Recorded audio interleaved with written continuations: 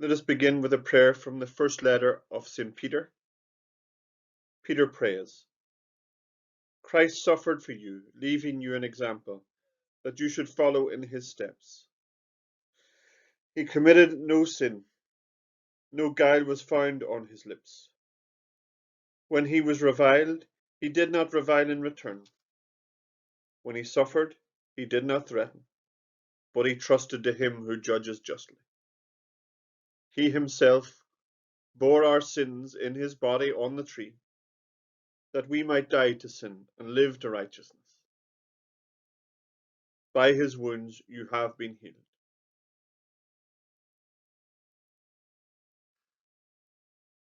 By his wounds you have been healed.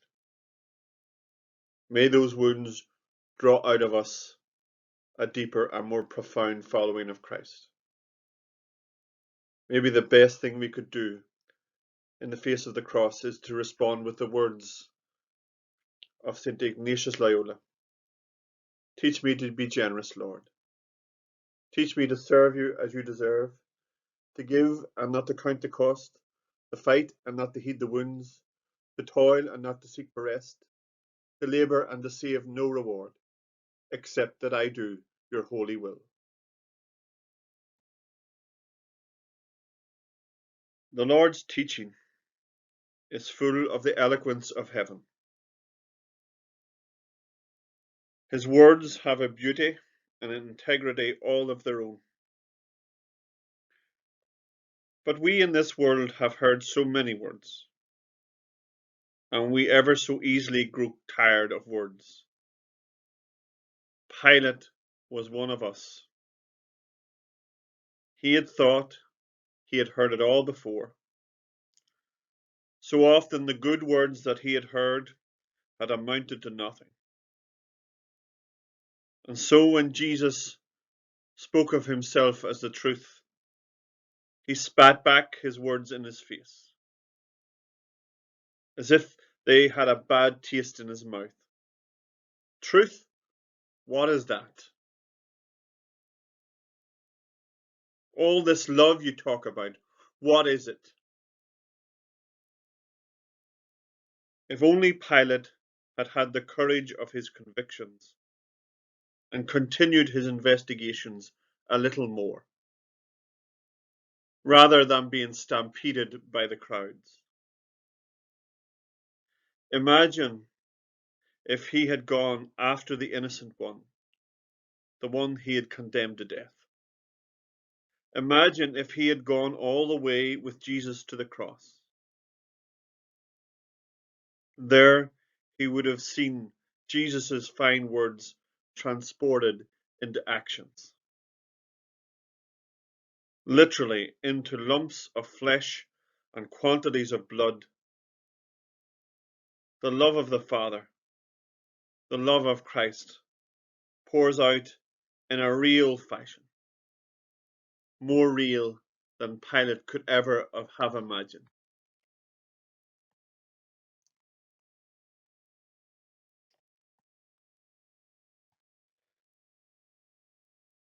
When we look to the crucifixion accounts in the Gospel, there are, I think, three extraordinary aspects to them. Three aspects that could so easily be lost to us if we are not extremely careful about what is being said in the text. At school and in life, we have learnt very bad habits of reading.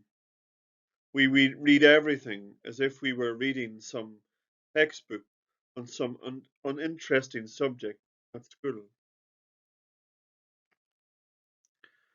The Gospels cannot be read like this, otherwise we will hear nothing. The best approach that we can take to the Gospels is that they are art. As we take up the book of the Gospels, we are approaching a masterpiece, an oil painting, worked not in oils but in words.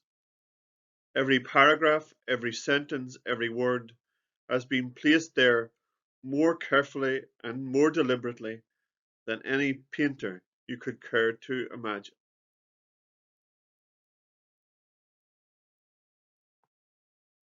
When Jesus arrived at Calvary and was fixed to the cross, the evangelists recount that on 3 separate occasions Jesus is thrice taken to task and mocked mercilessly. It is important that we ask ourselves, why did the evangelist think that this was important enough to detail for the record? The first mockery comes early in the piece. Jesus seems to have been crucified close to a major thoroughfare, and some passers-by turn to him and say to his face, "Aha, you would destroy the temple and build it up in 3 days? Save yourself and come down from that cross." Now you might consider that these words are mere nothings to what Jesus is going through on the cross. They are just empty words. But you would be wrong. These words that are turned against Jesus reach back to the book of Lamentations, chapter 2, verse 5. And in those lines we read, "The Lord has become like an enemy. He has destroyed all its palaces, laid in ruin its stronghold." Do you understand the effect of such words on Jesus? They are saying to him that he is now the enemy of God. All his claims have been utterly ruinous. The second mockery has its source with the priests, who have come to see that their handiwork is done properly. Not happy with what they have achieved so far, they gloat and rub their victory in his face.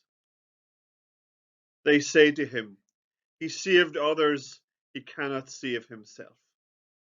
Let the Christ come down from the cross, that we may see and believe."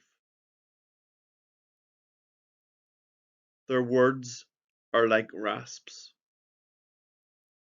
Again, their mockery has its origins in the scriptures. This time, it is Psalm 21 that they use against him. The psalm says, "He committed his cause to the Lord. Let the Lord deliver him, for he delights in him." The fact that Jesus remains stuck to the cross speaks for itself. The Lord doesn't seem to deliver him at all. The third mockery comes in an unusual form, so unusual that a person would hardly notice it if they weren't carefully reading the text. It appears just as a strange misunderstanding over words. Jesus calls out twice, "Eloi, Eloi," calls on the Lord. And these onlookers start speaking of Elijah. This is no mere misunderstanding. These people know exactly what they are at. They know the scriptures and the traditions backwards. And they knew very well that Elijah had to precede the Messiah. Elijah would come to herald the saving action of God. The lack of any activity by the prophet on Calvary, and the presumed continued silence of God on Calvary, demonstrates, to these mockers anyway, that Jesus is nothing but a hoax, a fake, a liar. The cross shows Jesus up for what he is, a cheat, a false prophet, and worst of all, an antichrist. These mockers use their words like scalpels. They rush in and cut great chunks out of Jesus' person, out of his integrity, leaving him nothing at all. They are slicing and dicing him like a shark. Here is the ultimate irony. What they look for as vindication that their judgment was correct was the ultimate demonstration of who Jesus is. The silence of Calvary was not the silence of condemnation, but the silence of a God who had handed himself over to humanity, his own dignity, his own integrity, and his own goodness. The nothing that he was left as, by the harshness of their words, he gave that to them, he gave that to you, he gave it to me, he gave it to all. The second significant aspect of the crucifixion is the agony and the torture of the cross. On this subject, the evangelists remain strangely taciturn. All four Gospels simply record that they crucified Jesus, with very little detail as to how this was done. Matthew records that Jesus was handed a sponge soaked in vinegar and alcohol to help dull the pain, but that Jesus refused it. Luke states that they crucified him between two criminals, one on his right and one on his left. Maybe it could be that the evangelist's very understatement speaks. The volume of violence goes unsaid, but it is there nonetheless, filling up the gaps in the narrative. To understand the cross, we cannot be subtle. I want to read you a passage from a letter written by the philosopher Seneca on the slide, who was a contemporary of Christ. There he describes the horrors of the crucifixion that he often witnessed outside the city of Rome. No Roman citizen was ever permitted to be put to death by crucifixion. It was against the dignity of Rome to have such a thing done to one of its citizens. Crucifixion was reserved for aliens, slaves, and traitors. Seneca writes, "Can anyone be found who would prefer wasting away in pain, dying limb by limb, or letting out his life drop by drop, rather than expiring once and for all?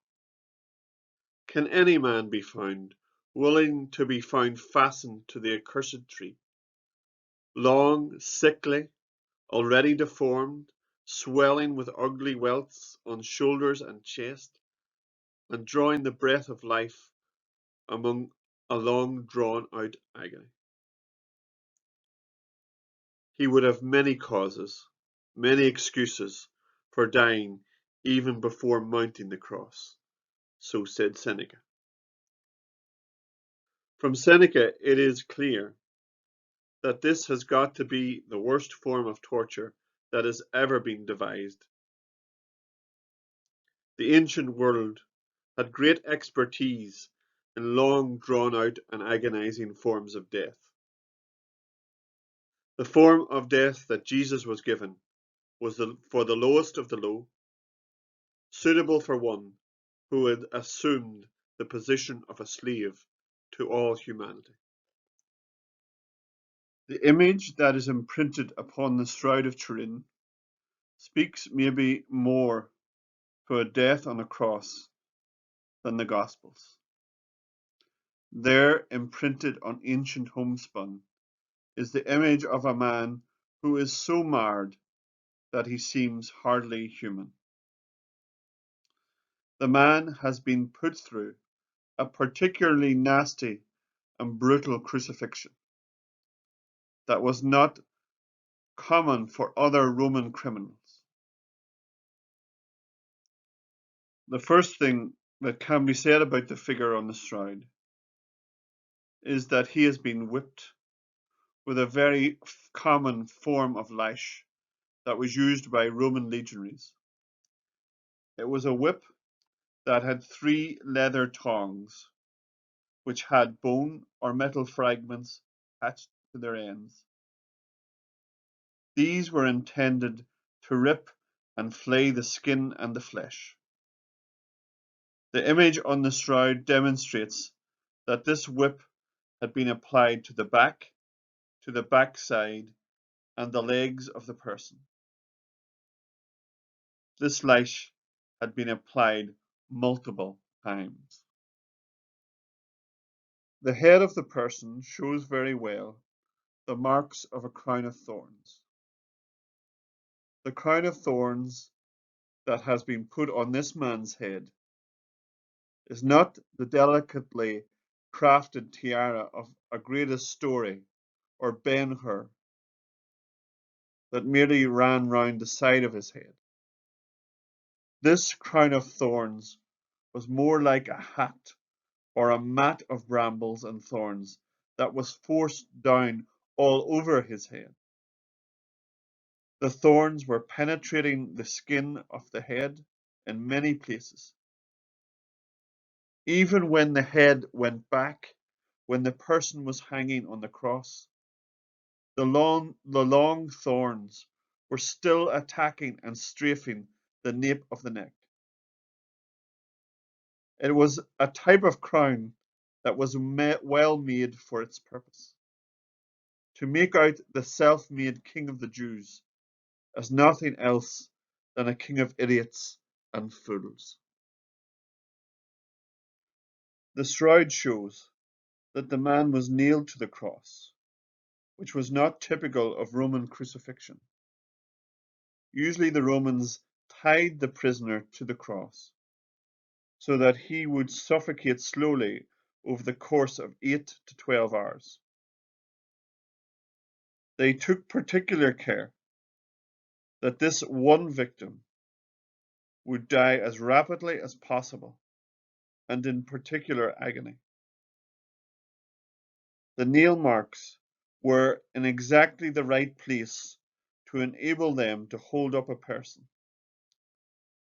The nails enter through the wrist, go through a whole knot of nerves and fibers in the hand, and come out through the center of the hand, and then enters the wood.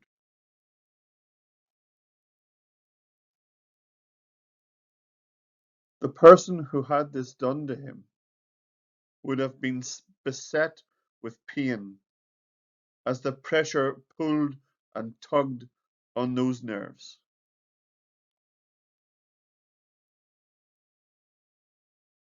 The wounds on the feet are also made to hold the person up. They go through his ankles and then into the feet. A whole set of nerves are involved so that every time as the person tries to raise himself to breathe, the pain is excruciating. Every time the person struggles upwards to breathe, that pain must be negotiated.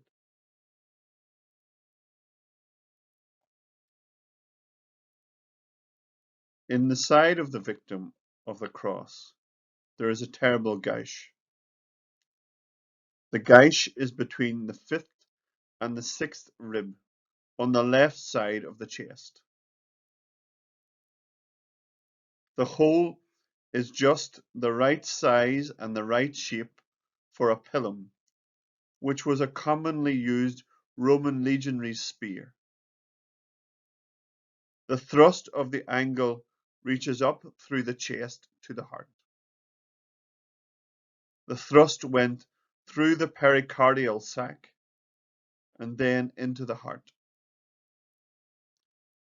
That thrust would have first released a clear fluid before the blood came, a phenomenon testified by the evangelist John. The whole experience of the cross, the agony and the pain of it, Jesus hands it to you. Every part of that bodily agony is given to you, to me, to us all.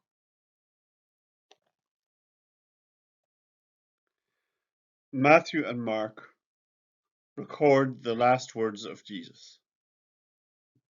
In the midst of his terrible torture, the Lord raises himself up and shouts out with a loud voice, Eli, Eli, lama sabachthani, translated into, my God, why have you forsaken me?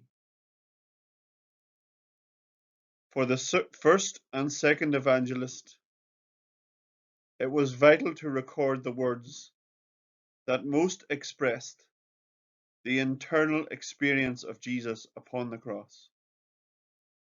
For these two evangelists, the internal struggle of the cross far outweighed the physical violence. The cry of Jesus on the cross, as recorded by those evangelists, simply sounds to our ears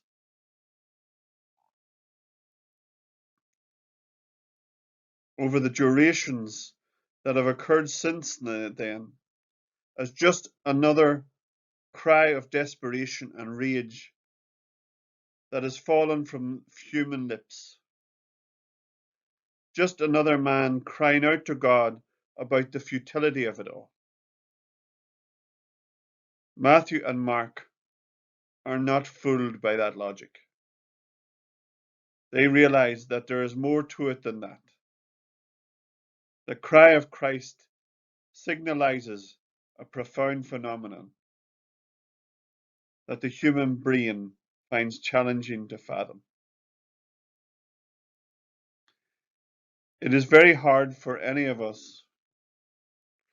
It is very hard for us to imagine what it was like to be Jesus of Nazareth, Son of God and Son of Man. It taxes our greatest faculties to try to get into the inside of this mysterious person. In Jesus, the Son of God assumed into his person a full human nature. The union of what was completely divine with what was completely human had a profound and wide-ranging effect. One of these effects was, theologians believe, that in the human brain of Jesus there was a permanent and vibrant vision of his Father. The vision that a human person will only ever have after death and when they are in heaven was an ongoing and unfolding experience in Jesus' mind. All the time of his earthly existence, his mind was bathed in divine glory, light, and majesty. It was something like a light bulb being permanently switched on inside of him. No matter where he was, no matter what he was doing, the perception of his Father was always there with him. Matthew and Mark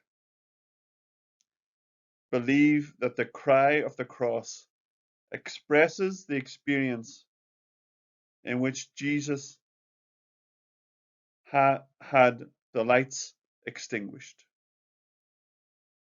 All was darkness.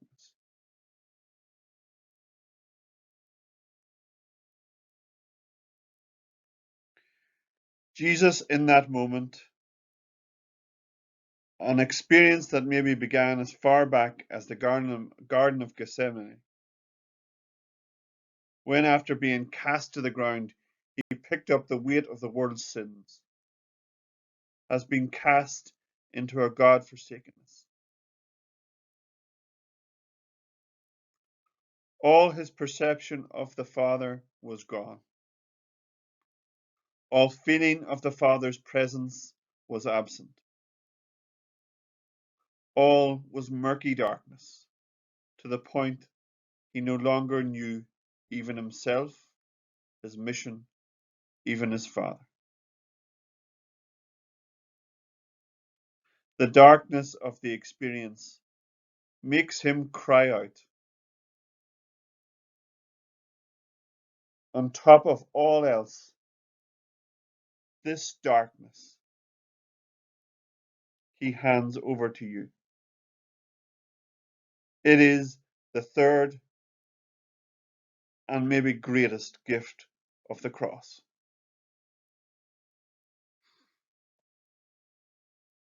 So there you have it. A summary of the cross.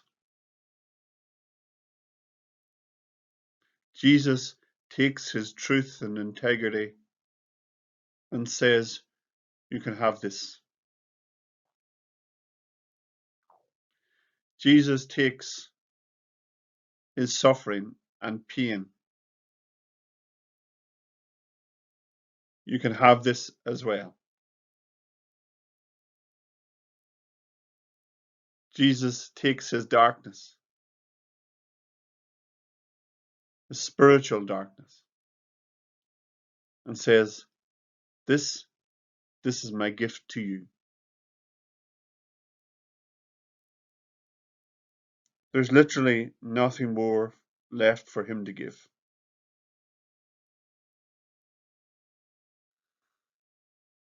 Jesus' words and his actions are in synergy. The evangelist John tells us that God is love,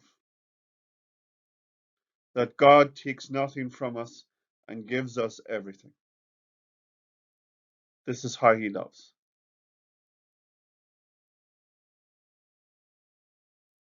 And this type of real loving is the good news of the cross. It is the good news that modern man needs to hear. In his struggle for the truth, in his struggle against his pain, in his struggle against spiritual darkness, Christ gives all that is his.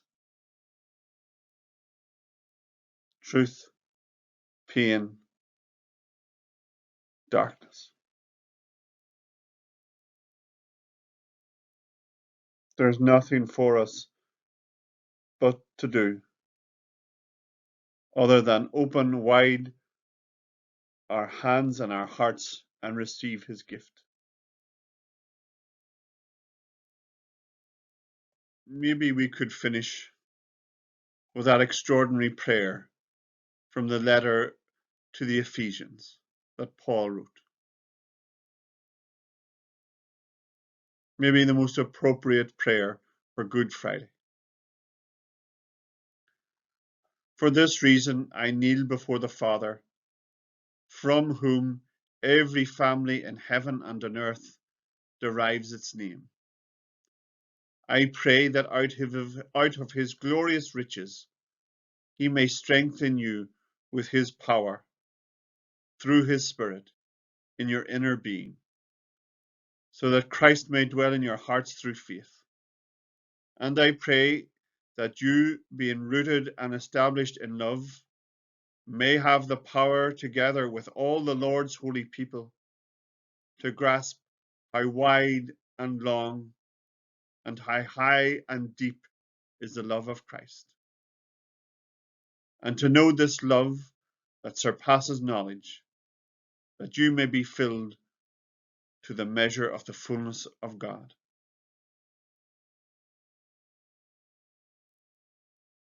How high, how wide, and how long? The width of the cross, the length of the cross.